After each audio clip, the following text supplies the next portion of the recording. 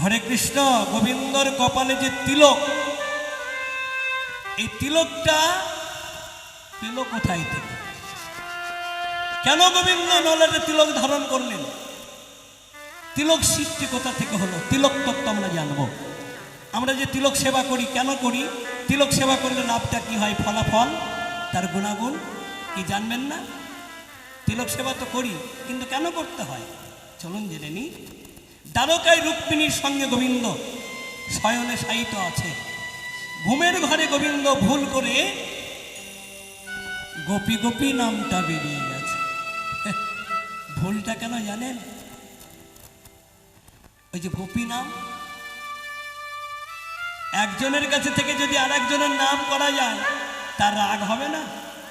আপনি যদি আপনার স্ত্রীর কাছে থেকে অন্য নারীর নাম করেন, আপনার স্ত্রীর রাগ হবে না? হ্যাঁ, তোমার স্পর্ধা তো কম নয়। তুমি আমার কাছে থেকে তুমি অন্য নারীর নাম করো। রুক্মিণী রেগে গেল। প্রণনা, কে গোপী, কারা গোপী, কি এমন ভালোবাসে যে সেই ভালোবাসার টানে তুমি আমার কাছে থেকে সেই গোপীর নাম করো? গোবিন্দ মৃদু হেসে অন্তরে বলছে, রুক্মিণী গোপীদের ভালোবাসা জানতে চাও? বলতেই হবে তোমায়, কি এমন ভালোবাসে? সেই ভালোবাসা কি আমি জানি না? গোবিন্দ আবারও মৃদু হেসে বলছে, রুক্মিণী গোপীদের ভালোবাসা তোমার ভালোবাসা কখনো এক হতে পারে না। গোবিন্দ মনে মনে চিন্তা করলেন, আমি যদি মুখে বলি বিশ্বাস করবে না, কাজে দেখাতে হবে। সেদিন গোবিন্দ একটা লীলা প্রকাশ করলেন। লীলাটা কি? শিরপীড়া। পীড়া মানে যন্ত্রণা, শির মানে মাথা। মাথার যন্ত্রণায় গোবিন্দ ছটফট করছে। গৃহের কর্তা যদি অসুস্থ হন, গিন্নিমা কখনো সুস্থ থাকতে পারবে না। ভালো ভালো হেকিম, বৈদ্য, কবিরাজ, ডাক্তার ডেকে আনা হলো, ভালো ভালো ওষুধ দেওয়া হলো, কিন্তু কোনো মতেই সারে না। সর্বশেষ গোবিন্দর অঙ্গ হতে আর এক গোবিন্দ বেরোলো, বৈদ্যরূপে ওষুধ লিখে দিল। কোনো ভক্তের পদরেণু এনে যদি গোবিন্দের মাথায় দিতে পারো তবেই গোবিন্দ সুস্থ হবে। আর রুক্মিণী তো বিপদে পড়ে গেল। কে এত বড় ভক্ত আমার তো জানা নাই, চেনা নাই। আমি তো চার দেওয়ালের মাঝখানে থাকি। নারী জাতি কতটুকুই বা চিনি আমি, কতটুকুই বা জানি। নারদকে আহ্বান করলেন। নারদ এসে দাঁড়ালো, এই দায়িত্ব নারদের হাতে তুলে দিল। নারদ কি করলে বলুন তো? সর্বপ্রথম কৈলাসে গেল। কেন? বড় ভক্ত, পঞ্চমুখে নাম করে, যার নাম হলো পঞ্চানন, পঞ্চমুখে নাম করে। জয় হোক ভোলেনাথের, জয় হোক, জয় হোক, জয় হোক শিব শম্ভুর, জয় হোক, জয় হোক, জয় হোক পঞ্চাননের, জয় হোক। জয় হোক। নারদ কি মনে করে, প্রভু একটু পায়ের ধুলো দাও তো, কি হবে? কৃষ্ণের মাথায় দিতে হবে। দূর হোক। ওরে মূর্খ, যাকে পাবার জন্য আমি দিবারাত্রি কাঁদি, আর তার মাথায় আমার পায়ের ধুলো, আমার পাপ হবে না? যা এখান থেকে। নারদ সেখানে তারা খেয়ে ব্রহ্মলোকে, চতুর্মুখ ব্রহ্মা যে চার মুখে নাম করে, সেখানেও পেল না। স্বর্গ মর্ত পাতাল কোনো জায়গায় পেল না। নৈরাশ হয়ে নারদ ফিরে এলো। রুক্মিণী বললেন, হে ঋষিবর, প্রাণনাথ যে ঘুমের ঘরে গোপী গোপী বলে শব্দ করেছে, কে গোপী, কারা গোপী, একবার দেখো তো, গোপীরা দেবে কি? নারদ বুক ভরা আনন্দ নিয়ে বৃন্দাবনে, বৃন্দাবনে গোপীদের কাছে গিয়ে দাঁড়ালো। গোপীরা নারদকে দেখে আপ্যায়ন করলেন। বললেন, হে ঋষিবর, আগমন বার্তা আর বলো না গোপীগণ, প্রাণ গোবিন্দ বড় অসুস্থ, তো ওষুধ দাও নাই। ভালো ভালো ওষুধ দেওয়া হয়েছে, সারে নাই। বিকল্প ব্যবস্থা বলে বৈদ্য লিখেছে, কোনো ভক্তের পদরেণু যদি তার মাথায় দেওয়া যায় তিনি সুস্থ হবে। তো পদরেণু পেয়েছ? বলে বড় বড় ভক্ত আছে বটে, কেউ দিল না গো। তো এখানে মনে করে, এখানে কি মনে করে? সর্বশেষে এসেছি তোমাদের কাছে, তোমরা কি দেবে তোমাদের পদরেণু? গোপীরা আমার বলে বলল, হে ঋষিবর, কত লাগবে নিয়ে যাও। কেন দেব না? নারদ উত্তরীয় পেতে দিল। গোপীরা এক এক করে পদরেণু ছেড়ে তাতে দিল। নারদ বোঝা বেঁধে মাথায় নিয়ে বললেন, হে গোপীগণ, এই পদরেণুর জন্য আমি স্বর্গ মর্ত পাতাল বড় বড় ভক্তের কাছে গেলাম, কেউ দিল না, তাদের পাপ হবে বলে। তোমরা যে সাচ্চাই দিলে, তোমরা তো একবার ভাবলে না যে তোমাদের পাপ হবে? গোপীগণ বললেন, হে নারদ, চরণের নখ থেকে মাথার কেশ পর্যন্ত ওং নমো ভগবতে বাসুদেবাই নম বলে আমরা সব দিয়েছি তার চরণে। তাহলে এই মাথা, ভুরু, চোখ, নাক, মুখ, কান, গলা, বাহু, উদর, জানু, চরণ সবই তো গোবিন্দের। তো গোবিন্দের চরণ ধুলি গোবিন্দর মাথায় দেব, তাতে আমাদের কি যায় আসে? তাতেও যদি আমাদের পাপ হয়, কোটি কল্প যুগ ধরে নরকের কীট হয়ে যন্ত্রণা ভোগ করব, কিন্তু গোবিন্দ তো আমাদের সুখ পাবে। হরি বল, হরি বল, হরি বল। নারদ বললেন, ধন্য গোপী, ত্রৈলোক্যা পৃথিবী ধন্য যত্র বৃন্দাবনপুরী, তত্রাপি গোপিকা ধন্য যত্র রাধা শিরোমণি। হে গোপীগণ, ধন্য তোমরা, কারণ পদধূলি তো আমার কাছে ছিল, আমি দিলেই তো গোবিন্দ সুস্থ হতো। আমিও দিতে পারিনি, কারণ আমি গোবিন্দকে ভালোবাসতে শিখিনি। আত্মসুখে গোবিন্দকে ডাকি, নিজের ক্ষতি হবে ভেবে গোবিন্দকে ভালো না বেশে, গোবিন্দ সুখের কথা না ভেবে গোবিন্দর মাথায় আমার পদধূলি দিতে পারলাম না। তোমরা দিয়েছ। হে গোপীগণ, আজ থেকে এই পদরেণু থেকে তিলক তৈরি করে সর্বপ্রথম আমি নলাটে রাখবো, তারপরে গোবিন্দর মাথায় দেব। এই হয়ে গেল তিলক তত্ত্ব, তিলক সৃষ্টি। তাই মহাজন বলেন, এই তিলক যদি কেউ ধারণ করতে পারে, তারা গোপীদের কৃপা লাভ করে, আর গোপীদের কৃপায় তারা কৃষ্ণকে ভালোবেসে যেতে পারে। হরি হরি বল, হরি বল, হরি। সেই পদরেণু নিয়ে এসে গোবিন্দর মাথায় দিল, গোবিন্দ সুস্থ। রুক্মিণী বলেন, সত্য, গোপীরা তোমাকে ভালোবাসে, নইলে পদরেণু তো আমার কাছেই ছিল, আমি তো দিতে পারতাম, আমিও দিতে পারিনি। হে গোবিন্দ, সত্যই ধন্য গোপী। তাহলে তিলক তত্ত্ব পেয়ে গেলাম। অষ্টসখী মিলিত রাধারানীকে ঘিরে বসেছে। রাধে, একবার বল, তোর মুখে সেই কৃষ্ণ কথা শুনে আমাদের হৃদয়টা শীতল করে। রাধারানী বললেন, মরমিরে, আমি এক এক করে আমার বধূর রূপের কথা বলবো, তাহলে তোরা শোন। সজনী রে,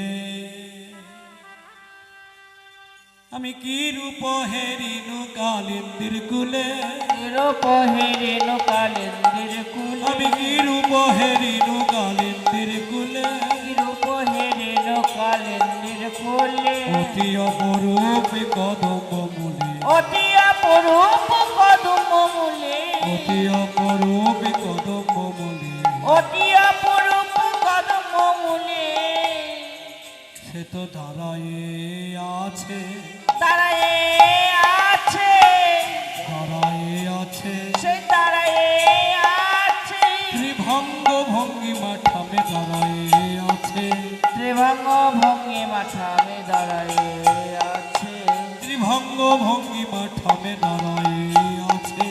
ত্রিভঙ্গ ভঙ্গি মাথামে, আমি দেখে এলাম সজনী, ত্রিভঙ্গ ভঙ্গি মাথামে, আমি দেখে এলাম সজনী, ত্রিভঙ্গ ভঙ্গি মাথামে, আমি দেখে এলাম সজনী, ত্রিভঙ্গ ভঙ্গি মাথামে, আমি দেখে এলাম সজনী। ত্রিভঙ্গ ভঙ্গি মাথামে দাঁড়ায়ে আছে, দাঁড়ায়ে আছে। হরে কৃষ্ণ। রাত্রি ভারী, সবারই ইচ্ছে একটু দেবগড়া ঘড়ি, তাই না? বলুন, কোথায়? বিছানাতে যাইনি, তাই সবার ক্লান্ত শরীর। কারণ এই যে সংসার এমন একটি, এই সংসারে যে এসেছে সেই জানে কত জ্বালা। ছেলে মেয়ে, হ্যাঁ, নিজ স্ত্রী স্বামী সবাইকে নিয়ে সারাদিন কর্ম করতে করতে সবাই আমরা ক্লান্ত। তাহলে রাত্রি হলে ধরে রাখতে পারি না। তা আজকে ভারী রাত্রিতে ভারী বিষয় আমরা আস্বাদন করব, যে ভগবান কৃষ্ণের রূপের বর্ণন। এ সবার ভাগ্যে হয় না, মাথায় রাখবেন। যারা অতি কষ্ট সহ্য করে একবার বসে থাকতে পারে, তাছাড়া সবার ভাগ্যে সম্ভব নয়। দেখতে দেখতে সময় চলে যাবে, আর বেশি সময় নেই।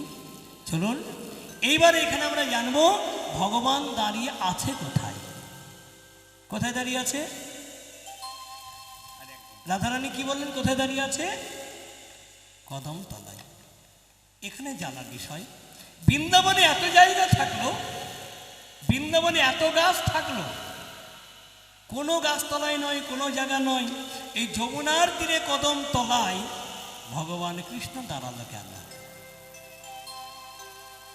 বলতে পারে যে ভগবানকে দেখবার জন্য কত যোগী মুনি ঋষি গন্ধর্ব নর কিন্নর আকুল প্রাণে কাঁদে, কেউ দিনের পর দিন, বছরের পর বছর, কেউ যুগ যুগ ধরে কাঁদে ভগবানকে পাবো বলে। আরে সেই ভগবান একটা গাছতলায় বারবার গিয়ে লীলা পরিপুষ্ট করে দর্শন বা আস্বাদন করাচ্ছে। তাহলে এই কদম্ব বৃক্ষটাকে, এই কদম গাছটাকে আমাদের একটু জানতে হবে কি এমন ভাগ্য করেছিল সে বৃক্ষজনিতে জন্ম নিয়ে ভগবানের লীলারস আস্বাদন করলেন। এই কদম গাছটাকে কি বলবো? কদম গাছের কথা বলবো? চলুন একটু বলাই যাক। এই কদম গাছটা ছিল পূর্ব জন্ম অর্থাৎ ত্রেতা যুগে স্বর্ণ সীতা। সীতা কদম গাছ হতে গেল কেন? সীতা যখন বনবাসে ছিল, রামচন্দ্র একটা যজ্ঞের আয়োজন করেছিল। নিজ গুরুদেবকে বলেন, গুরুদেব আপনি যজ্ঞ শুরু করুন। গুরুদেব বলেছিল, রাম বাবা, যে ঘরে লক্ষ্মী নেই সেই ঘরে কখনো যজ্ঞ হতে পারে না। তাহলে সংসারটা কার? ওমা, সংসার কার? বিচার করে দেখা যাচ্ছে না? সুন্দর বাড়ি থাকতে পারে, সুন্দর বাড়ি আমরা তৈরি করতে পারি, কিন্তু একটা বাড়িতে একটা পুরুষ কতক্ষণ থাকে? মাই তো থাকে না, একটা নারী তো থাকে। তাহলে সংসারটা কার? নারী যদি না থাকে তাকে সংসার বলা যায় না। সংসার হলো নারী, যার জন্য একটা প্রবাদ বাক্য আছে, সংসার সুখী হয় কার গুণে? পুরুষের গুণে? কখনো নয়। সংসার সুখী হয় রমণীর গুণে। মাথায় রাখবে, রমণী যদি ভালো না হয় সংসার কখনো সুখ, সংসারে কখনো সুখ আসতে পারে না। তাই বলে মায়েরা অহংকার করবেন না। খনার বচন আছে, প্রবাদ বাক্য আছে, সংসার সুখী হয় রমণীর গুণে বলে এখানে থেমে যায়নি, আবার কলম দিয়েছে, সংসার সুখী হয় রমণীর গুণে, আর গুণবান পুরুষ যদি মেলে তার সঙ্গে, গুণবান পুরুষ যদি সেই রমণীর সঙ্গে যুক্ত হন তবেই সংসারে সোনা উতলাবে, তাছাড়া কখনো হতে পারে না। তাই গুরুদেব বলে না, যে ঘরে সীতা নাই সীতাবিহীন যজ্ঞ হতে পারে না। গুরুদেব, আমি যে যজ্ঞের আয়োজন করেছি এ কি ব্যর্থ হবে? বলে ব্যর্থ হবে কেন?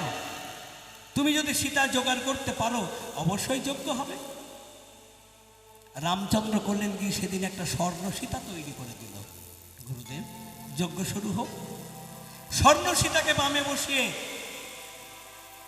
যজ্ঞ শুরু হয়ে গেল। যজ্ঞ পরিপুষ্ট হলো, যজ্ঞ সাঙ্গ হলো। এবার যজ্ঞের ভস্য নিয়ে আর স্বর্ণ সীতাকে নিয়ে রামচন্দ্র যখন ওই নদীতে বিসর্জন দিতে যাবে,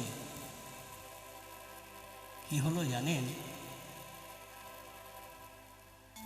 ভস্যগুলো নদীর জলে ভাসিয়ে দিল। স্বর্ণ সীতাকে যেই না বিসর্জন দিতে যাবে, স্বর্ণ সীতা বলেন, দাঁড়া, হে প্রভু, যে সীতা ছাড়া তোমার যজ্ঞ হচ্ছিল না, যে সীতা ছাড়া তুমি যজ্ঞ করতে পারছিলে না, আমাকে সীতারূপে গ্রহণ করে তোমার চরণে আশ্রিত করে তোমার দাসী করে যজ্ঞ তুমি শুরু করলে, যজ্ঞ সঙ্গ হলো, তুমি এইবার আমাকে তুমি ফেলে দিচ্ছ? সে তো হতে পারে না। তুমি যেমন সীতারূপে আমাকে গ্রহণ করেছ, আমি তোমার কাছে কিছু চাই না, না ধনং না জনং না সুন্দর কবিতা, অর্থ ধন বিষয় রূপ লাবণ্য কিছু চাই না। হে প্রভু, তোমার ওই চরণে দাসী করে আমায় একটু জায়গা দাও, আমি জন্ম জন্মান্তরে তোমার চরণ সেবা করতে চাই। ভগবান রামচন্দ্র বিপদে পড়ে গেল। কথা তো তাই, ফেলার তো নয়। তখন এবার চিন্তা ভাবনা করে স্থির হলেন ভগবান, জানিয়ে দিল সীতে, এখন আর নয়, আগত দাপর যুগে তুমি যমুনার তীরে কদম্ব তরুরূপে জন্ম নাও। আমি কথা দিলাম সেই বৃন্দাবনে কৃষ্ণ হয়ে শ্রীমতী রাধারানীকে নিয়ে যত লীলা করব, তোমার তীরে এসে তোমার তলাতে পরিপুষ্ট সেই লীলা তুমি দর্শন বা আস্বাদন করবে। নিতাই গৌর হরি হরি। হরিবল হরি তাহলে জানা গেল সেই সীতার কথা রাখতে আজকে প্রাণ গোবিন্দ যমুনার তীরে কদম্ব তরুতলে দাঁড়িয়ে আছে। তা রাধারানী বললেন, দেখে এলাম সেই অপরূপ রূপের মানুষ। কি দেখলাম জানিস? ওরে নাচিছে ময়ূর জলদ পারি, নাচছে ময়ূর জলজ পারি, নাচিছে ময়ূর জলদ পারি, ওগো নাচছে ময়ূর জলজ পারি, কলিকুল সবে চাঁদের ঘেরি, অলিকুল সবে চাঁদের ঘেরি, কলিকুল সবে চাঁদের ঘেরি। অলিকুল সবে চাঁদের ঘেরি। কি দেখলাম জানিস? দেখলাম নৃত্য করিছে, নৃত্য করিছে, নৃত্য করিছে, নৃত্য করিছে, মেঘি পরি ময়ূর দেখলাম নৃত্য করিছে, মেঘপরি ময়ূর দেখলাম নৃত্য করিছে, ওই মেঘি পরি ময়ূর দেখলাম নৃত্য করিছে। মেঘপরি ময়ূর দেখলাম নৃত্য করিছে। ললিতা বলে, রাধে তোর মাথা খারাপ হয়ে গেছে। বলে কেন? মেঘের উপরে ময়ূর নৃত্য করে? মেঘের উপরে কখনো ময়ূর নৃত্য করে? এ কথা আমাকে বিশ্বাস করতে হবে। বলে আমি দেখে এলাম। রাধারানীকে মিথ্যা বলছে? কখনো নয়। ওই যে গোবিন্দর অঙ্গ আকৃতি, কালিয়াবর্ণ মেঘ, মেঘের নেই তার শরীর। গোবিন্দর মাথায় রয়েছে চূড়া, চূড়ার উপরে সিকিপুচ্ছ। পবনের কারণে ওই বাতাসে ওই সিকিপুচ্ছ ময়ূর পাখাটা এমনভাবে নড়ছে, মনে হচ্ছে মেঘের উপরে ময়ূর উঠে নৃত্য করছে। তা এইখানে আমরা একটু জানবো যে ভগবানের মাথার উপরে চূড়া, চূড়ার উপরে সিকিপুচ্ছ ময়ূর পাখা, কিন্তু কেন ভগবান কেন সবার উপরে ময়ূর পাখাকে জায়গা দিল? এই ময়ূর পাখাটা কে, কি এমন ভাগ্য করেছিল যে ভগবানের মস্তকে তার জায়গা হলো? এই ময়ূর অন্য কেউ নয়, এই ময়ূর পাখাটা অন্য কেউ নয়, স্বয়ং রাধারানী। রাধারানী ময়ূরিনী হতে গেল কেন? চলুন একটু জলে বলা যায়। ভগবান কৃষ্ণ যেদিন শ্রীরামগিরি বিরজার কুঞ্জে গেলেন, বিরজার কুঞ্জের সামনে গিয়ে শ্রীরামকে বললেন, শ্রীরাম রে তুই এখানে দাঁড়া, আমি একটু ভেতরে যাব। কিন্তু শোন, ভালো করে কান খুলে শোন, যদি কেউ আসে, যতই আপন হোক আর নিজের হোক না কেন, তুই ভুল করে যেন পথটা ছাড়িস না। কেমন? শ্রীরাম বললেন, বেশ কানাই তুমি যাও, কোনো চিন্তা নেই। এই বলে শ্রীরামকে দাঁড় করিয়ে গোবিন্দ আমার বিরজার কাছে গেলেন। এই খবরটা রাধারানীকে জানিয়ে দিল কে? নারদ। রাধারানী কি, রাধারানী কি, কৃষ্ণ প্রিয়সী কি, বৃন্দাবনেশ্বরী কি। ঋষিবর আসন গ্রহণ করুন। হে রাধে, আমি বসতে আসি না তো কি মনে করে এসেছেন? আচ্ছা রাধে, আমি তোমাকে একটা প্রশ্ন করছি, উত্তর দাও। প্রশ্ন কি? তুমি না কৃষ্ণ প্রেম প্রদায়িনী? রাধারানী বললেন, বৃন্দাবনে সবাই বলে তো। নারদ সঙ্গে সঙ্গে বলেন, আমার বিশ্বাস হয় না। বলে কেন? নারদের মন তো কুটিল মন।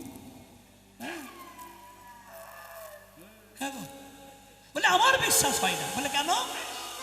আচ্ছা রাধে, তুমি যদি কৃষ্ণ প্রেম প্রদায়িনী হবে, তুমি যদি কৃষ্ণকে পূর্ণ প্রেম প্রদান করবে, তাহলে কৃষ্ণ কোনোভাবে অন্যের কাছে গেল? এখানেই ধরা পড়ে গেল, কৃষ্ণ কোনোভাবে অন্যের কাছে গেল। রাধারানী বললেন, কি বলতে চাইছেন খুলে বলুন। হে রাধে, দেখে এলাম কৃষ্ণ বিরজার কুঞ্জে, তুমি যদি পূর্ণ প্রেম প্রদান করবে, করিবে, তাহলে তোমাকে ছেড়ে কেন কৃষ্ণ আজকে বিরজার কুঞ্জে? বিরজার কুঞ্জে। রাধারানী বললেন আমার বিশ্বাস হয় না। বলে বিশ্বাস যদি না হয় আমি এখানে দাঁড়াচ্ছি, তুমি দেখে এসো। কি হলো জানেন? রাধারানী আলোচনা বেশে, আলোচনা কেশে কৃষ্ণপ্রেমী উন্মাদিনী হয়ে, পাগলিনী হয়ে ছুটতে ছুটতে বিরজার কুঞ্জের সামনে এসে দেখলেন শ্রীরাম দাঁড়িয়ে আছে। যেখানে শ্রীরাম দাঁড়িয়ে আছে তাহলে আমার নিশ্চয়ই কানাই থাকতেই পারে, আমার কানাই নিশ্চয়ই থাকতেই পারে, আমার প্রাণবল্লভ থাকতেই পারে। তাহলে দেখা যাক। এই বলে কুঞ্জের ভেতরে যেই না রাধারানী প্রবেশ করতে যাবে, শ্রীরাম বাধা দিল। শ্রীরাম যেই না বাধা দিয়েছে, রাধারানী বলেন শ্রীরাম পথ ছাড়। ও দিদি, পথ ছাড়া যাবে না। শ্রীরাম পথ ছাড়া যাবে না, পথ ছাড় শ্রীরাম। এই বলে রাধারানী কৃষ্ণপ্রেমে উন্মাদিনী হয়ে, কৃষ্ণপ্রেমে পাগলিনী হয়ে না থাকতে পেরে শ্রীরামকে এমনভাবে আঘাত করেছে, শ্রীরাম সেই আঘাতে মাটিতে পড়ে গেলেন। যেই না পড়ে গেছে, রাধারানী অভিশাপ দিল, শ্রীরাম আজকে তুই কৃষ্ণ দর্শনে বাধা।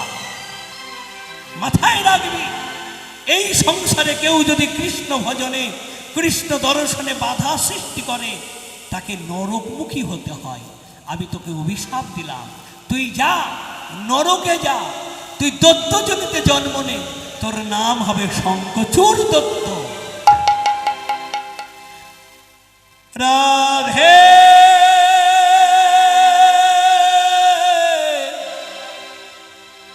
রাধে রাধে। একই তুমি অভিশাপ দিলে, একই তুমি আমায় অভিশাপ দিলে। যে কৃষ্ণ চরণ পাবার জন্য ত্রিভুবনে সবাই কাঁদে, আর সেই কৃষ্ণ চরণ থেকে আমাকে বঞ্চিত করে তুমি আমাকে দত্তজনিতে যাবার জন্য অভিশাপ দিলে। হে রাধে, আমি যে পথে দাঁড়িয়েছি এ তো আমার মঙ্গলের জন্য না, আমার ভালোর জন্য না। যা কিছু করেছি আমার প্রাণ গোবিন্দ সেবার জন্য। আর ওই প্রাণ গোবিন্দ সেবার কারণে যদি আমায় দত্তজনিতে যেতে হয় আমি যাব, আমায় নরকে যদি যেতে হয় আমি যাব। কিন্তু রাধে গো, তুমি আমায় কৃপা করো, একবার করুণা করো, বলে দাও আমি কৃষ্ণ চরণ আবার কবে ফিরে পাব। রাধারানী শ্রীরামের চোখে জল দেখে বললেন, আমি তোকে আশীর্বাদ করলাম। ওরে শ্রীরাম, যা, তুই দত্তজনিতে জন্ম নিবি বটে, কিন্তু তোকে সেই স্বয়ং তোর সখা প্রাণ গোবিন্দই নিজে হাতে উদ্ধার করে। শঙ্খচূড়কে গোবিন্দই আমার উদ্ধার করেছে। হয়ে গেল আশীর্বাদ সঙ্গে সঙ্গে।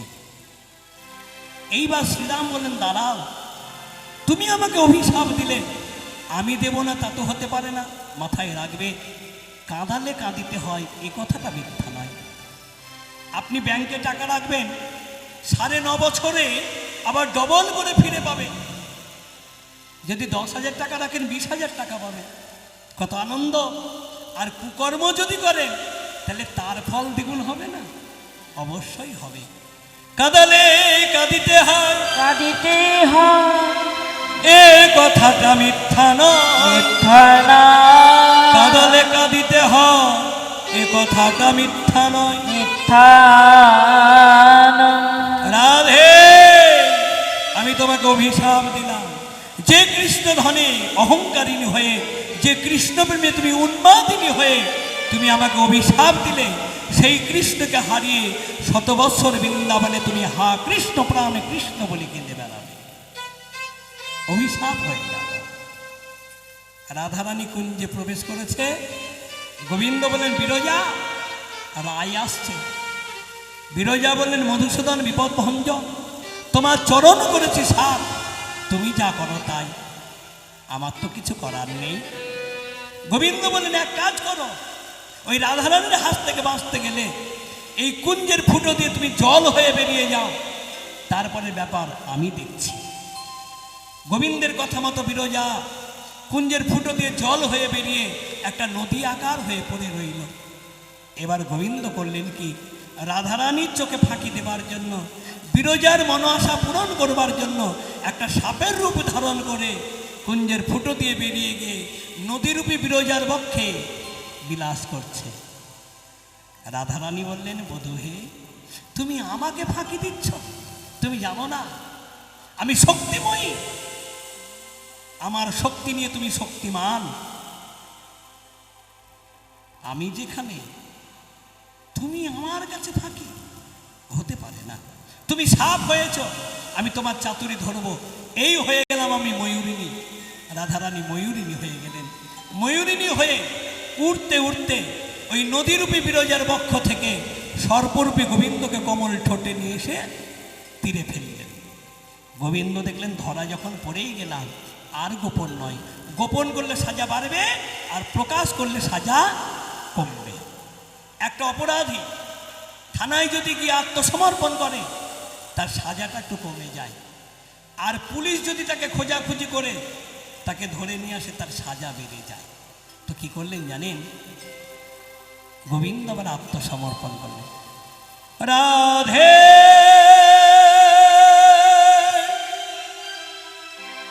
রাধে রাধে রাধে, রাধে, আমায় ক্ষমা করো রাধে।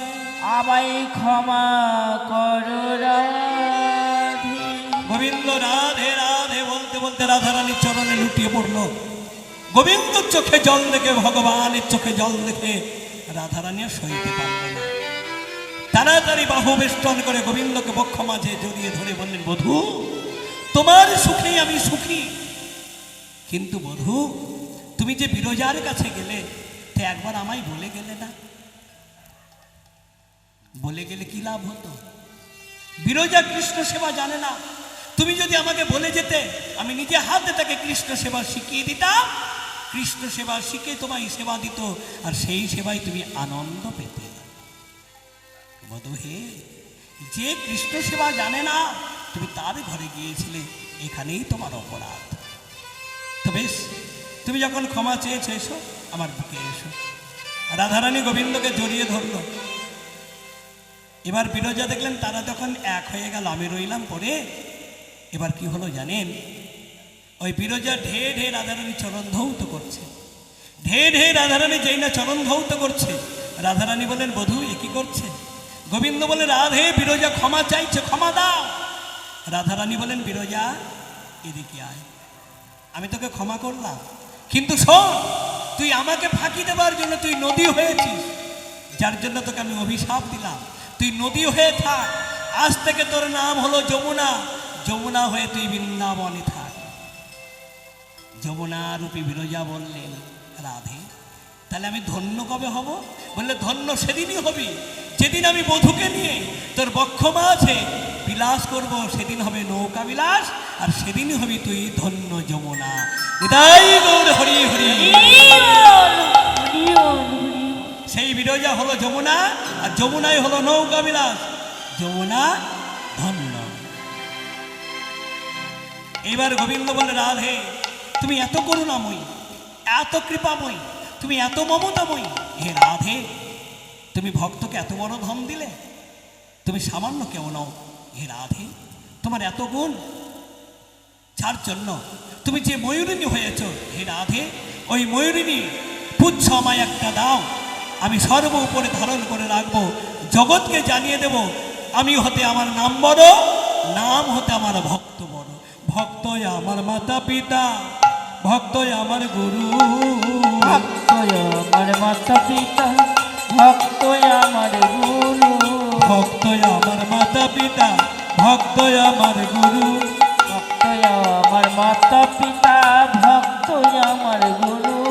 ভক্ততে রেখেছে নাম বাঞ্ছা কল্পতরু, ভক্ততে রেখেছে নাম বাঞ্ছা কল্পতরু, ভক্ততে রেখেছে নাম বাঞ্ছা কল্পতরু, ভক্ততে রেখেছি নাম বাঞ্ছা কল্পতরু।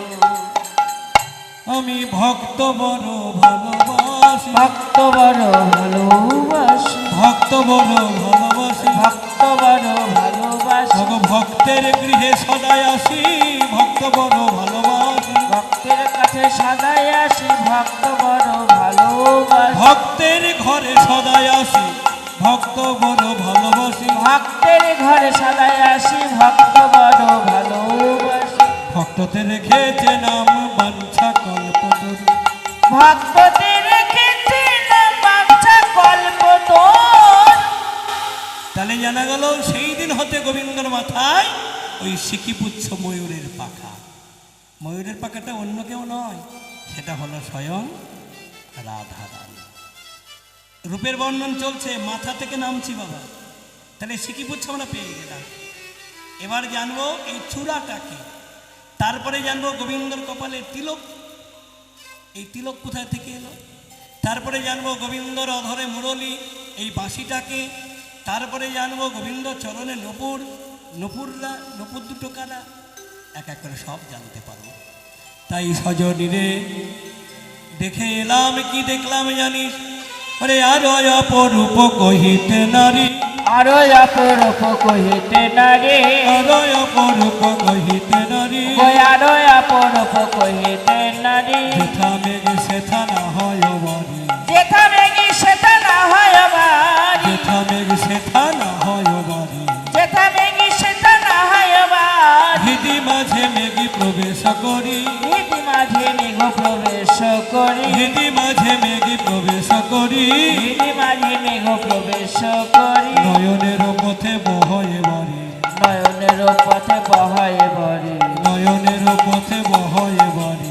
নয়নের পথে বহায় বাড়ি। পর্যায়টা যেহেতু কৃষ্ণের রূপ, কিন্তু একটু কথাগুলো খুব কঠিন কঠিন করে বলছে রাধারানী। কি বলছে? আরো অপরূপ কহিতে নারী, যেথা মেঘ সেটা না হয় বাড়ি। যেখানে মেঘ সেখানে বৃষ্টি হচ্ছে না, বাড়ি মানে জল। আরো অপরূপ কহিতে নারী, যেথা মেঘ সেটা না হয় বাড়ি, মানে যেখানে মেঘ সেখানে বৃষ্টি হচ্ছে না, মেঘ এক জায়গায়, বৃষ্টি হচ্ছে আর এক জায়গায়। সব থেকে বড় কথা, আকাশের মেঘ মাটিতে আর বৃষ্টি হচ্ছে আকাশ পথে। দেখেছেন কোথাও যে উঁচুর মেঘ নিচুতে আর বৃষ্টি হচ্ছে উঁচু দিকে? দেখেছেন? শুনেছেন? আমি এখনই আপনাদের দেখিয়ে দিচ্ছি যে মেঘ নিচে আর বৃষ্টি উঁচুতে। মেঘ নিচে না হলে বৃষ্টি কখনো উঁচুতে ওঠে না। প্রমাণ, মেঘরূপী গোবিন্দ, গোবিন্দের কথা বললেন রাধারানী। কোন গোবিন্দ অনুরাগী ভক্ত যদি গোবিন্দকে ভালোবাসে, তাহলে ভালোবাসা মানুষের জায়গা কোথায়? ভালোবাসা মানুষের জায়গা কোথায় গো? হৃদয়ে। তাহলে গোবিন্দকে কেউ যদি ভালোবাসে, সেই গোবিন্দকে জায়গা দেন হৃদয়ে। আর ভক্তের হৃদয়ে যেই না গোবিন্দ উদয় হয়, ওই মেঘ হয়ে গেল এই হৃদয়ে আকাশে উদয়। আর যেই না মেঘের উদয় হলো, এইবার মেঘ গলতে শুরু করেছে। এখান থেকে দেখুন, এই যে মেঘ গলতে গলতে গলতে গলতে গলতে গলতে একবার দুটো নয়নে পথে বর্ষণ হচ্ছে। তাহলে মেঘ নিচে আর বৃষ্টি হচ্ছে উঁচুতে। জানা গেল নয়নের পথে বহায় বাড়ি। মেঘ রূপে গোবিন্দমা হৃদয় ভাগ আকাশে, আর বৃষ্টি হচ্ছে ভক্তের নয়ন পথে। তাই রাধারানী বললেন, গোবিন্দকে কেউ যদি একবার ভালোবাসতে পারে, তাকে এমনি ভাবে কাঁদিতে হয় গো, এমনি ভাবে কাঁদিতে হয় গো, তাকে এমনি ভাবে কাঁদিতে হয় গো, এমনি ভাবে কাঁদিতে হয় গো। যেজন গোবিন্দ ধনকে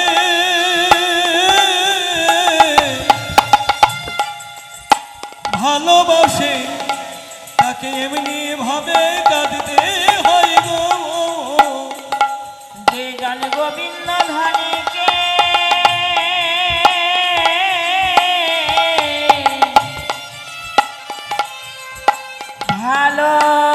ভালোবাসে, দুটি নয়ন জলে ভেসে ভেসে, গোবিন্দ ধনকে ভালোবাসে, নয়ন জলে ভেসে ভেসে, গোবিন্দ ধনকে ভালোবাসে, এমনি ভাবে কাঁদিতে হয় গো।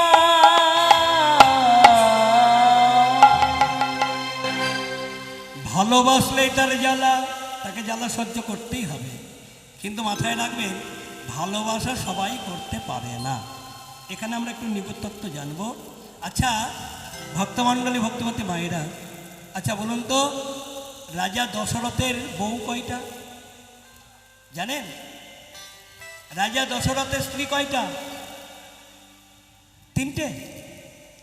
আমরা সবাই জানি যে রাজা দশরথের স্ত্রী হলো তিনটে। কে কে? কইকেয়ী, কৌশল্যা আর সুমিত্রা।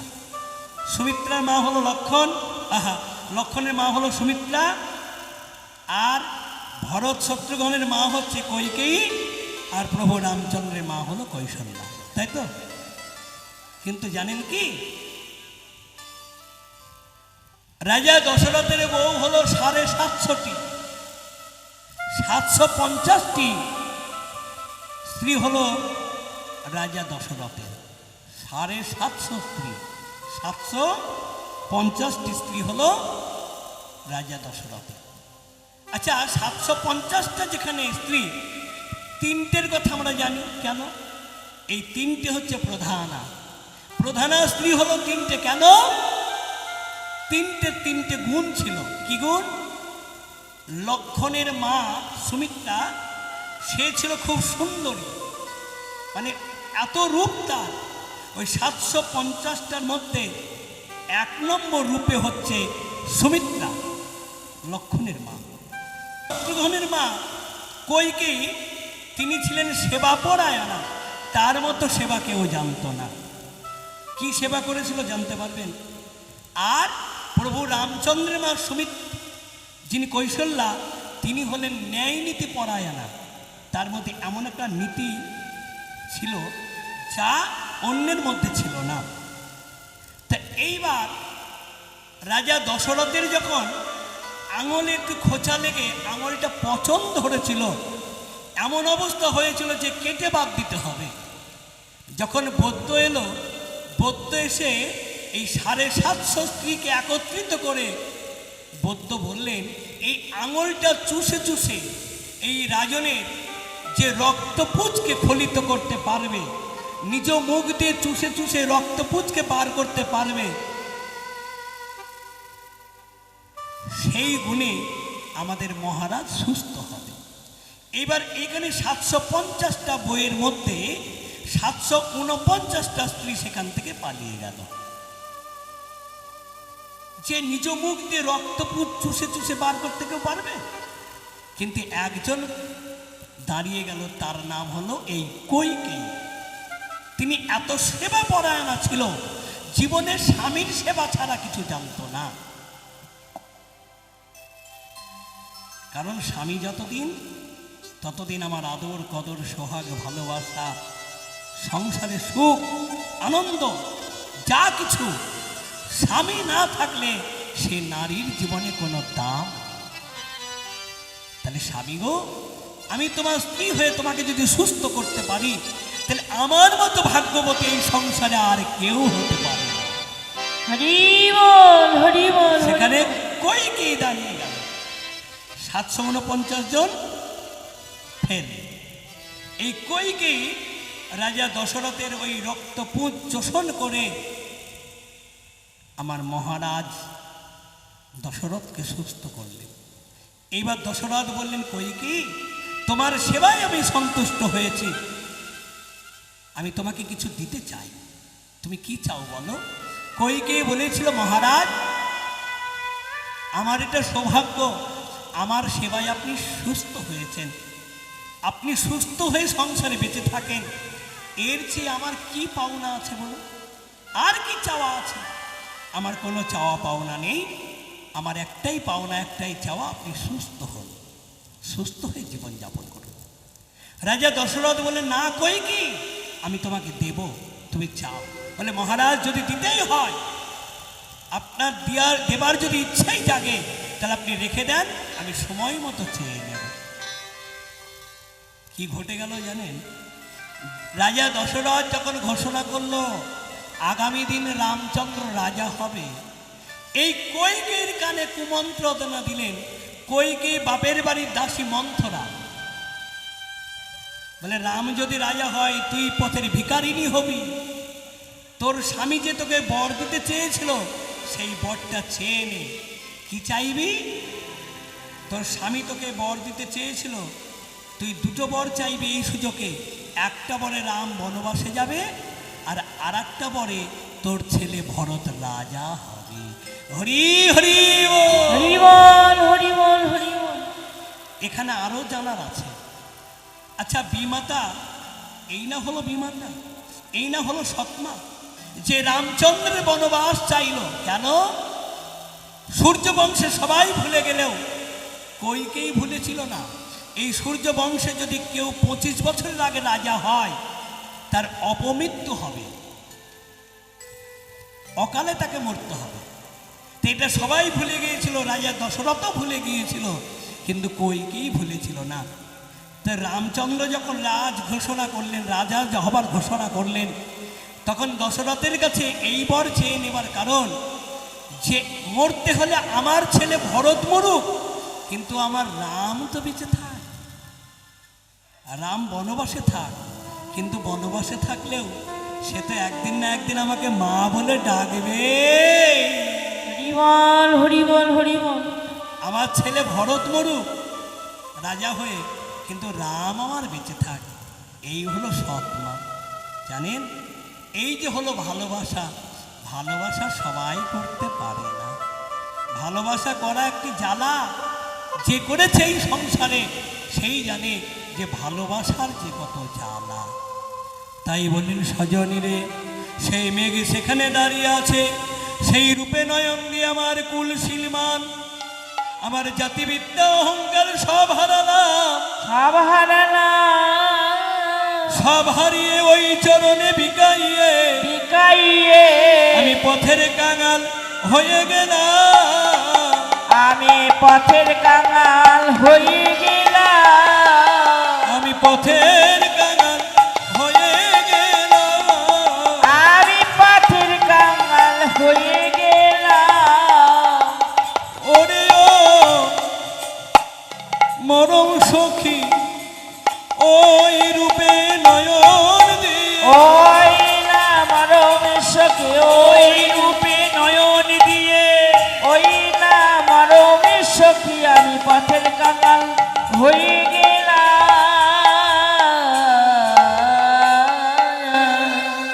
সজনী রে। তারপরে কি মনে হলো জানি, সেখানে মেঘ আছে, বিদ্যুৎ নেই।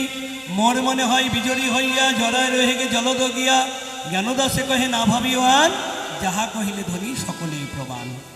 তো ললিতা বললেন, সজনী দেখেছিলি কোন সময়? দেখেছিলাম কোন সময় জানি? বেলিয়ব সনকালে আমি একা গিয়া ছিলাম জলে, বেলিয়াম সানকালে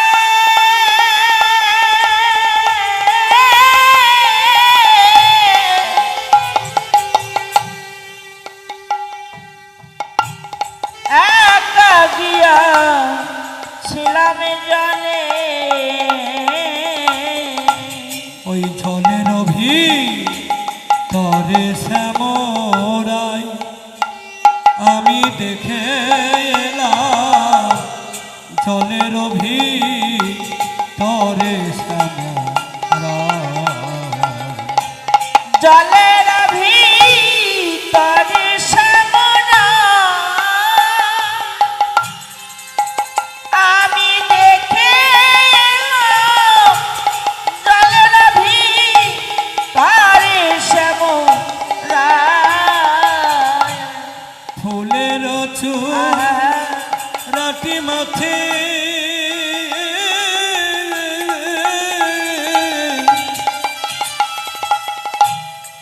মোহন মুরলি হাতে,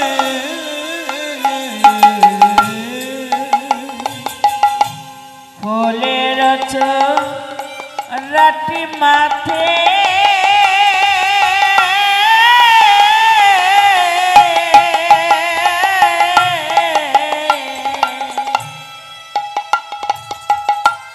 মা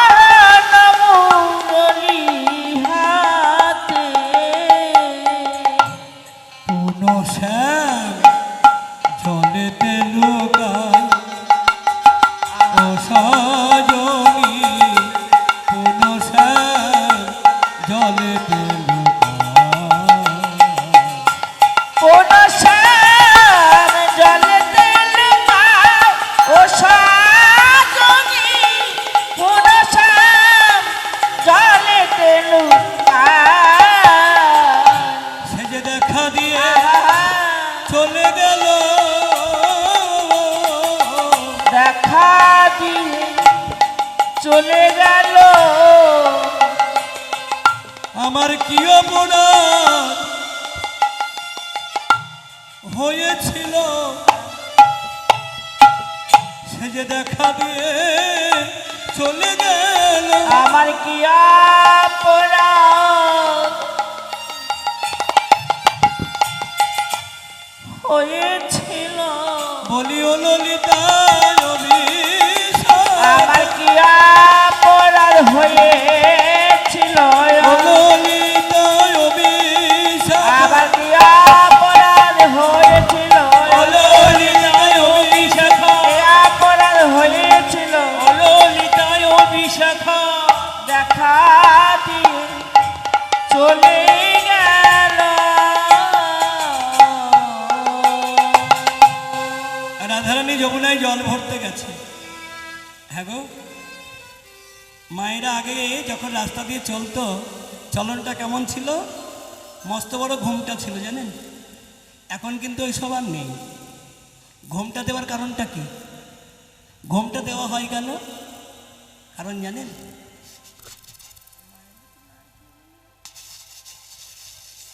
ঘুমটা দেওয়ার কারণ হচ্ছে মাতৃহত্যা। পরশুরামের কথা শুনেছেন? যে নিজে হাতে মাকে হত্যা করেছিল, যার নাম হলো মাতৃহত্যা পরশুরাম। কেন জানেন? এই মাতৃহত্যা পরশুরাম মাকে হত্যা করতে গেল কেন? তার মায়ের নাম ছিল রেণুকা দেবী, যমদগ্নির স্ত্রী। এই রেণুকা দেবী সরোবরে জল ভরতে গিয়ে পরপুরুষের রূপে নয়ন দিয়ে পরপুরুষের রূপে আকৃষ্ট হয়ে সেই সরোবরে জল ক্রিয়া করেছিল। এটাই হলো অপরাধ। এই অপরাধে যমদগ্নি সাজা দিয়েছিল, তার ছেলেদেরকে ডেকে বলেছিল, রে তোদেরকে আজকে নিজে হাতে তোদের মা কে হত্যা করতে হবে। অন্যান্য ছেলেরা সেখান থেকে পালিয়ে গিয়েছিল। এটা হতে পারে না, আমরা নিজ সন্তান হয়ে নিজের মাকে হত্যা, না না না, প্রাণে মারতে আমরা পারবো না। নিজ পিতা বাক্য যখন রাখলো না, তখন তার পিতা তাদের অভিশাপ দিল, তোরা পাষাণ হয়ে যা। পিতার অভিশাপে তারা পাষাণ হয়ে গেল। এবার পরশুরামকে ডেকে বললেন, তুই কি পারবি আমার কথা রাখতে? বলে, পিতা আমি আপনার সন্তান, এই পৃথিবীতে আপনি এনেছেন, আপনার কথা রাখবো না তো রাখবো কার? আমি করব। এইবার পিতার কথা রাখতে নিজে হাতে নিজের মাকে হত্যা করেছিল, যার জন্য তার নাম হয়েছিল মাতৃহত্যা পরশুরাম। যে না নিজের মাকে তিনি হত্যা করলেন, প্রাণে সংহার করলেন, মারলেন, নিজ পিতা খুশি হয়ে বলেছিল, রে পরশুরাম তুই যথাযোগ্য সন্তান আমার, যেহেতু তুই আমার বাক্য তুই রক্ষা করেছিস, আমি তোকে বর দিতে চাই। তুই আমার কাছে কি বর নিবি? নে, চেয়ে নে বাবা। পিতা আমি যা বর চাইবো আপনি দেবেন? বলে, অবশ্যই। তাহলে দিতে গেলে আমাকে দুটো বর দেন। দুটো বর কি? একটা বরে আমার ভাইয়েরা আবার পুনরূপে ফিরে আসুক, আর দ্বিতীয় বরে আমার মা যেন আবার প্রাণ ফিরে পায়। এটাই গৌর হরি হরি। হরি বল, হরি বল, হরি বল। দেখলেন এইরকম সন্তান আর কয়টা আছে? নিজের মাকে নিজে হত্যা করে আবার নিজ পিতার আশীর্বাদে তার প্রাণ ফিরিয়ে দিয়েছিল। তাহলে ছিলাম কোথায়? ঘুমটা। সেদিন রেণুকা দেবীর মাথায় ঘুমটা ছিল না, আর এই ঘুমটা ছিল না বলে তার লক্ষ্যটা গিয়েছিল পর পুরুষের দিকে, যার কারণে বড় করে ঘুমটা দিতে হয় মায়েরা পথে চললে। নিজের চরণের আঙুল ছাড়া আর কিছু দেখবে না, কিন্তু এখনকার মায়েদের সে ঘুমটা নেই, যার জন্য লক্ষ্য অন্যদিকে, আর লক্ষ্য অন্যদিকে দেওয়ার জন্য সংসারে এত জ্বালা। হরি হরি হরি বল, হরি বল, হরি বল। তাহলে ঘুমটা দেওয়ার কারণটা আমরা জেনে নিলাম। হ্যাঁ, তো আজকে রাধারানী জল ভরতে গেছে, মাথায় ঘোমটা দিয়ে, কোনো দিকে লক্ষ্য নেই, লক্ষ্য হলো একটা, সেটা কি? কৃষ্ণ চরণ। জল ভরতে গিয়ে যেই না কলসে জল ভরতে যাবে, জলের মধ্যে দেখলেন গোবিন্দ। যেই না জলের মধ্যে গোবিন্দকে দেখতে পেয়েছে, এবার রাধারানী করলেন কি, তাড়াতাড়ি গোবিন্দকে ধরবার জন্য কলসটা ছেড়ে দিয়েছে। একটা বিষয় না ছাড়লে তো আরেকজনকে ধরা যায় না, বিষয় না ছাড়লে বিষয় ধরা যায়। সোনার কলসকে ছেড়ে দিলেন, আর স্রোতবাহিত নদী তো, যেই না ছেড়ে দিয়েছে, কলসটা ভাসতে ভাসতে চলে গেল। এইবার রাধারানী যেই না গোবিন্দকে ধরতে যাবে, আর গোবিন্দ সেখানে নেই। এবার কি হলো, রাধারানী পাগল হয়ে গেল। পাগলিনী হয়ে জলের মধ্যে খুঁজতে শুরু করলো। আচ্ছা বলুন তো, জলের মধ্যে যতই খুঁজুক আর কি পাওয়া যায়? তারপরে কি ঘটলো ললিতা, কি ঘটলো জানিস? পুনু জলে ঢেউ দিতে বিম্বই উঠে আচম্বিতে। কোন জলে ঢেউ দিতে বিম্বই উঠে আচম্বিতে। বিম্বের মাঝারে শ্যামলাই ও ললিতা। বিম্বের মাঝারে শ্যামলাই ও ললিতা। বিম্বের মাঝারে শ্যামলাই ও ললিতা। বিম্বের মাঝারে শ্যামলাই ও ললিতা। ফুলের চূড়াটি বাবে ত্রিভঙ্গ ভঙ্গিমা ঠামে। ফুলের চূড়াটি বাবে ত্রিভঙ্গ ভঙ্গিমা ঠামে। জাতি কুল মজাইল তাই অবিশাখা। যাতে কলম যাইল তাই অবিশাখা। জাতকুলমান সবই গেল, আমার জাতগুলো মান সবই গেল। ওরে আমার বলতে রইল না রে, জাতকুলমান সবই গেল। ওগো আমার বলতে রইল না, বলি ওই রূপে নয়ন দিয়ে, আমার বলতে রইল না রে। ওই রূপে নয়ন দিয়ে। আমার বলতে রইল না রে, জাতগুলো মান সবই গেল। আচ্ছা বলুন তো, কেউ যদি জল বেশি একটু ঝিকাই বা নাড়ায়, কি হয়? কিছু বিম্ব তৈরি হয়ে গেল। যেই না কিছু বিম্ব তৈরি হয়েছে, রাধারানী ক্লান্ত হয়ে গেছে, সে স্থিরভাবে দাঁড়িয়েছে। আবার লক্ষ্য করে দেখলেন প্রতিটা বিম্ব আমার গোবিন্দ। বিম্ব মানে ওই যে যাকে বলা হয় বুদবুদ, জলে ফোপড়া, বর্ষাকালে হয় দেখবেন, এবারে কাঁচের মতো, আয়নার মতো সব কিছু দেখা যায়। তো প্রতিটা বিম্বে শ্যামকে দেখে রাধারানী আনন্দিত হয়ে বললেন, বধূ তুমি একা হয়ে আমায় দেখা দিয়েছিলে, আমি ধরতে গেলাম তুমি পালিয়ে গেলে, আমি যেই না পাগলিনী হয়েছি, তুমি আবার বহুরূপে আমার সামনে দাঁড়ালে, বহু হয়ে দাঁড়ালে। হে বধূ, তোমাকে তো আমি ছেড়ে দেব না। এই বলে রাধারানী প্রতিটা বিম্বকে জড়িয়ে ধরতে গেল। কি হলো, বিম্বকে কি ধরা যায়? যেই না ধরতে যাচ্ছে জলে মিশে যাচ্ছে। কি হলো, পুনো জলে দিতে ঢেউ কোথাও নাহি দেখি কেউ। পূর্ণ জল দিতে ঢেউ কোথাও নাহি দেখি কেউ। জল স্থির হইলে দেখি কানু আহা মরে। জল স্থির হইলে দেখি কানো আরে। ধরি ধরি মনে করি, ধরিবারে নাহি পারি।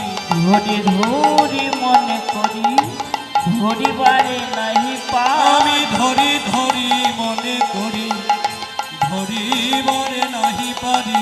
ধরি ধরি মনে করি, ধরিবারে নাহি পাই। অনুরাগে জলে নেমেছিল ও ললিতা। অনুরাগে জলে নেমেছিল ললিতা। অনুরাগে জলে নেমে ছিল। বহু কৃষ্ণ থেকে আমি যেই না ধরতে গেলাম, সেখান থেকে হারিয়ে গেল। এবার আমি মনে মনে চিন্তা করলাম, বধূ বারবার দেখা দিয়ে ফাঁকি দিচ্ছে, এই জীবন আমি রাখবো না। আমি ওই জলে, ওই নদীর জলে ঝাঁপ দিয়ে প্রাণ বিসর্জন দেব। এই বলে যেই না মরতে যাব, কে যেন কানে কানে বলল, বসুর আমার অঙ্গের বাণী, শোনো শোনো রাধারানী, রাধারানী অকারণে জলে নেমেছে, জলে নেমেছিলে। বুঝিতে নারিলে মায়া, জলে ছিল অঙ্গ ছায়া, অঙ্গ ছায়া, শ্যাম ছিল কদম্বের মূলে। কদমের মূলে। রাধে, তুমি যে কারণে জলে ঝাঁপ দিতে যাচ্ছ, শ্যাম তো জলের মধ্যে নেই। একবার ফিরে তাকাও, লক্ষ্য করো, শ্যাম দাঁড়িয়ে আছে কদম্ব মূলে। দেখো রাধারানী এতটাই ঘুমটা দিয়েছিল, লক্ষ্য অন্যদিকে নেই। গোবিন্দ কদম্ব মূলে দাঁড়িয়ে আছে, তার অঙ্গকান্তি জলে পড়ছে, আর অঙ্গ ছায়া দেখে রাধারানী পাগলিনী হয়ে জলে ঝাঁপ দিতে যাচ্ছে। যেই না কানে বলেছে, কানে কানে এই কথা বলেছে, শ্যাম কদম্ব মূলে দাঁড়িয়ে আছে, সঙ্গে সঙ্গে রাধারানী নয়নে ফিরে চাইলেন, দেখলেন দাঁড়িয়ে আছে কানু সে বিনোদ রায়। আমার কানু সে বিনোদরা, ও গো কানু সে বিনোদ রায়, ও গো কানু সে বিনোদরা। বিনোদ চিকুরে বিনোদ বরিহা, বিনোদ বইছে বা। বিনোদ চিকুরে বিনোদ বনিয়া, বিনোদ বহিছে ভাই। কানু সে বিনোদ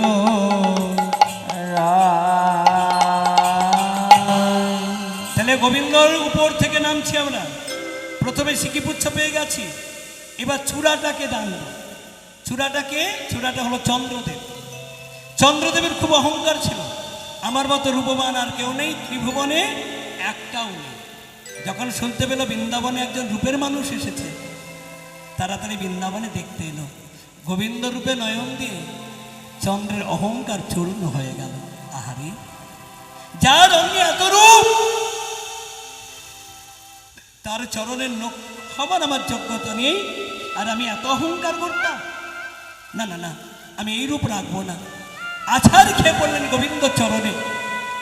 গোবিন্দ চরণে যেই না চাঁদ আছাড় খেয়ে পড়লেন, সঙ্গে সঙ্গে 24.5টা টুকরো হয়ে গেল। একটা আয়না যদি ফেলে দেওয়া যায়, কাচের আয়না, টুকরো হবে না? তা আকাশের চাঁদ 24.5 টুকরো হলো, 24.5 তত্ত্ব।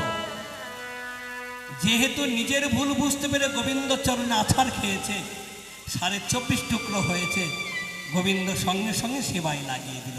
এটা হলো 24.5 তত্ত্ব। কোথায় কোথায়?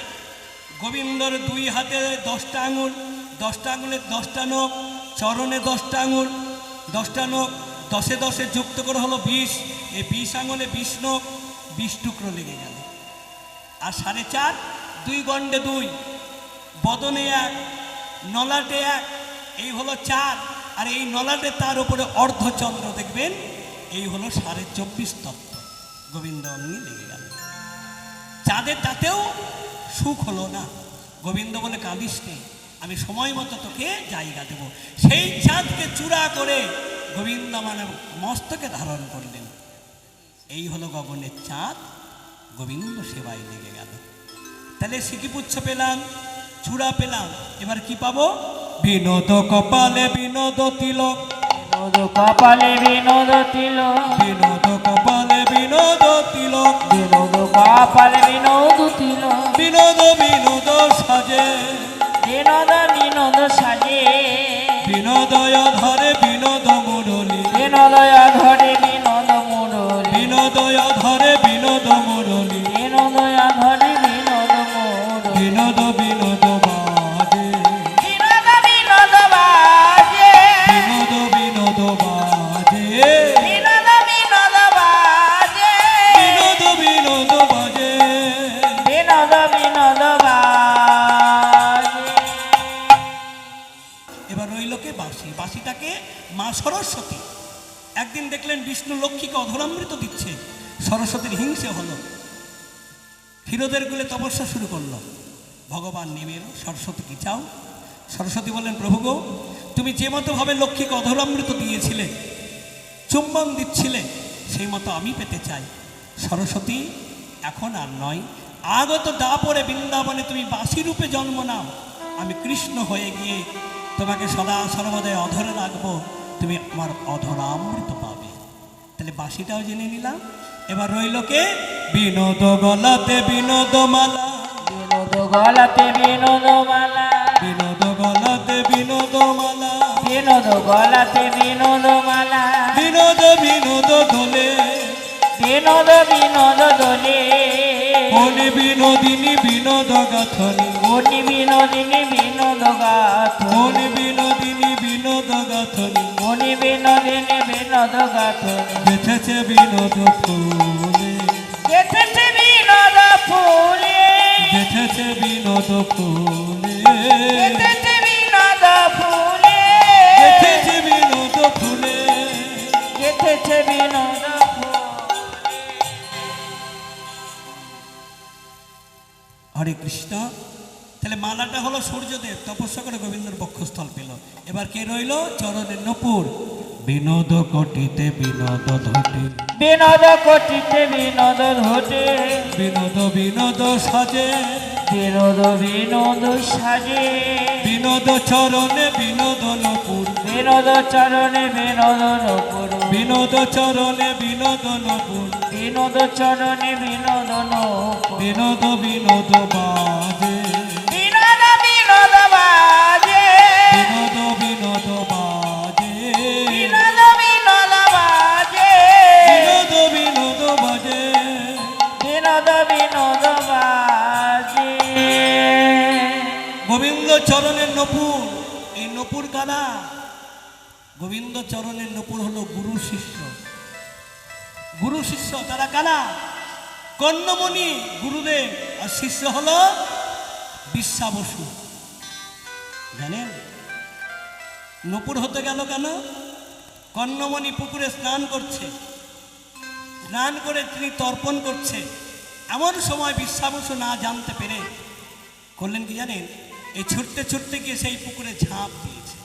আগেকার ছেলেরা দেখবেন নদী হোক পুকুর হোক স্নান করতে গিয়ে ঝাঁপাঝাঁপি করতো না?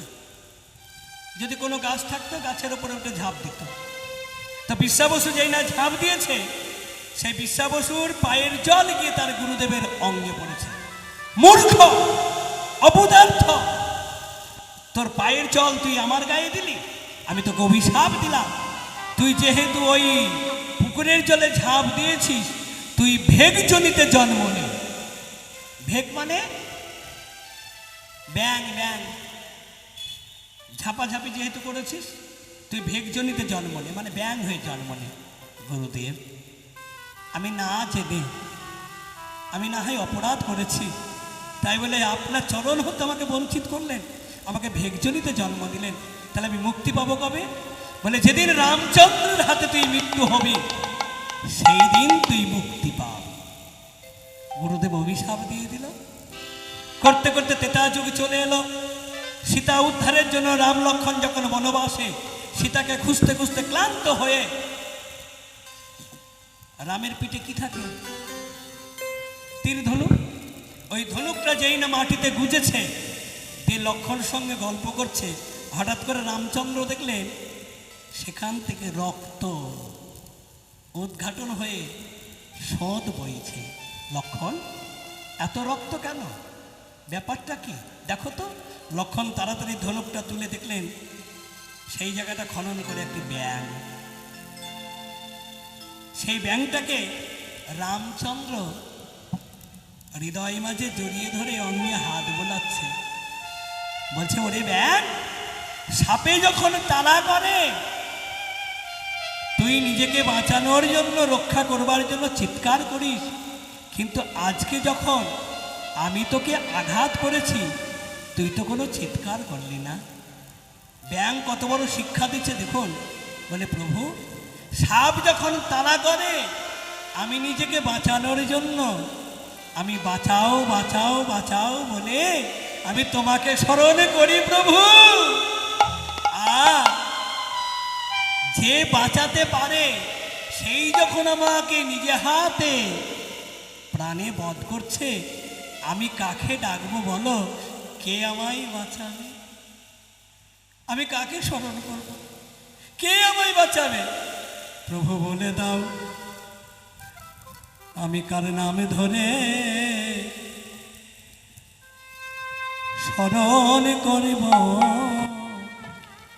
নামি ধরে স্মরণ করিব, আমি যার নামে করি সেই তো তুমি আমি কার নাম ধরে স্মরণ করব, যারে নামে করি সেই তো তুমি। বলো বলো ওগো প্রভু, যারে নামে ধরি সেই তো তুমি। বলো বলো বলো ওগো প্রভু, ওগো যারে নামে ধরি সেই তো তুমি। বলো বলো ওগো প্রভু, নামে ধরি সেই তো তুমি। বলো বলো ওগো প্রভু, যারে নামে ধরি সেই তো তুমি। কারে ভাই আমি স্মরণ করিব,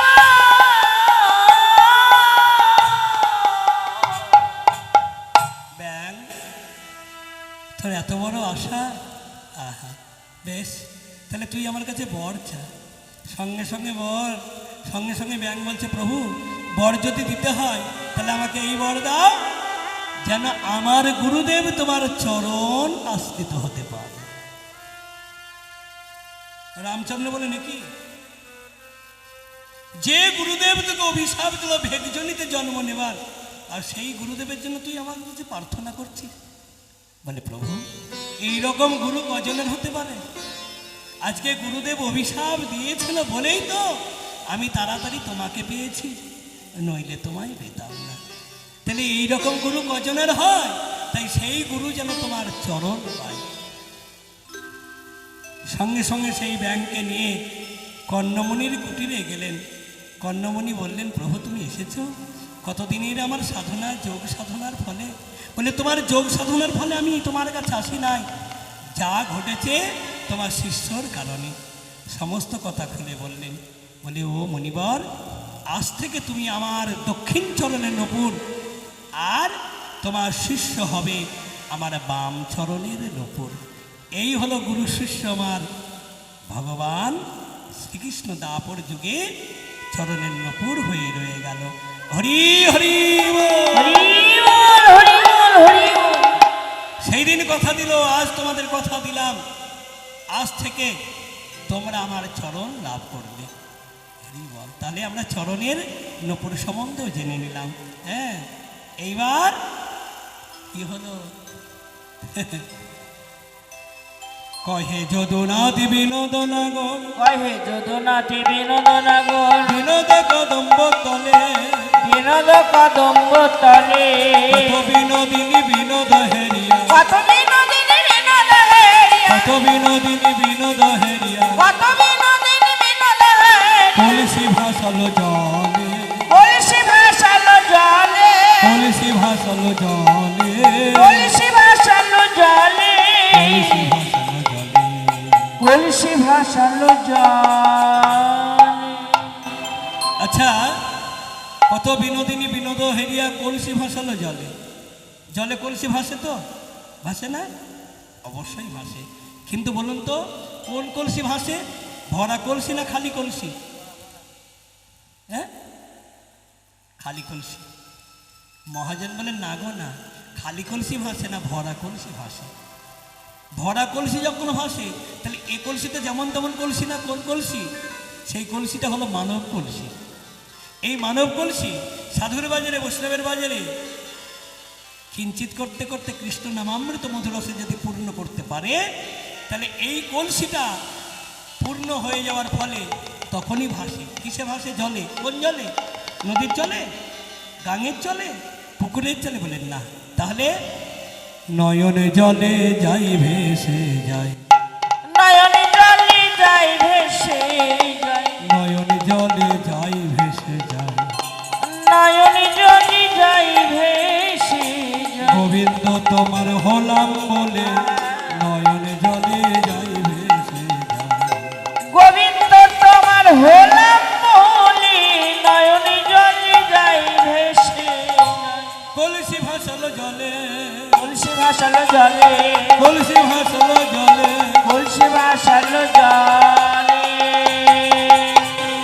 এইভাবে এক এক করে রূপের কথা বলতে বলতে হঠাৎ করে বৃন্দাবনে আকাশ বাতাস মুখরিত করে বাঁশি বেজে উঠল শ্যামের মন্দ মন্দ মধুরতা মন্দ মন্দ মধুরতা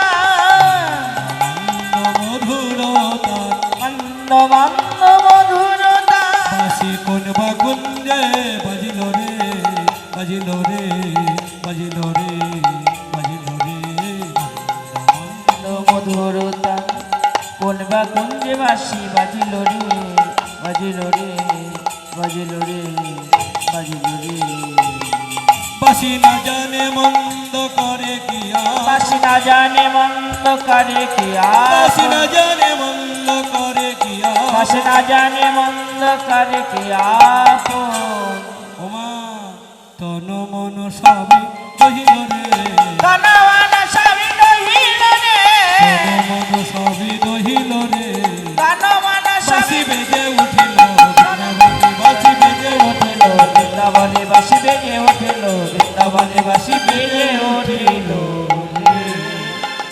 আহারে আহারে আহারে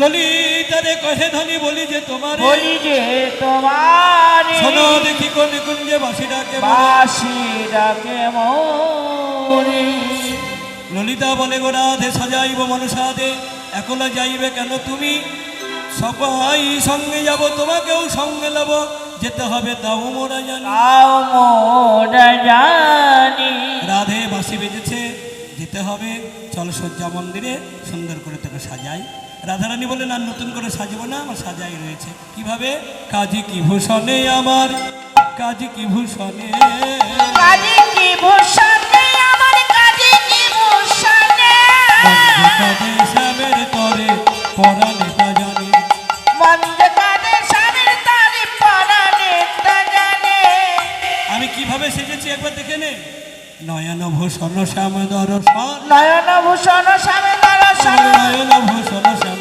দর্শন নয়ন ভূষণ স্বামী দর্শন শ্রবণ ভূষণ গুণে শ্রবণ ভূষণ গুণে হরের ভূষণ শ্রীপদ সেবন হরের ভূষণ শ্রীপাদ সেবন হরের ভূষণ শ্রীপদ সেবন হরের ভূষণ শ্রীপাদ সেবন বদন ভূষণ নামে বদন ভূষণ নামে তাহলে কত সুন্দরভাবে সেজেছে নয়ন ভূষণ শ্যাম দর্শন আমাদের নয়নেতে এটা ওটা দর্শন করি রাধারানীর দর্শন হচ্ছে গোবিন্দ চাঁদ বদন আর কর্ণের ভূষণ হলো কৃষ্ণ কথা শোনা করের ভূষণ হলো কৃষ্ণ পদসেবা আর বদনের ভূষণ হলো কৃষ্ণ নাম কণ্ঠের ভূষণ কলঙ্কের হাত কণ্ঠের ভূষণ কলঙ্কের হাত কণ্ঠের ভূষণ কলঙ্কের হাত কণ্ঠের ভূষণ কলঙ্কের হাত নাসার ভূষণ গন্ধ নসর ভূষণ গন্ধ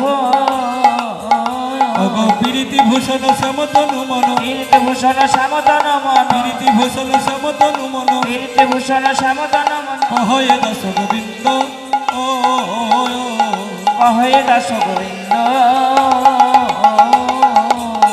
কহয়ে দাস গোবিন্দ গোবিন্দ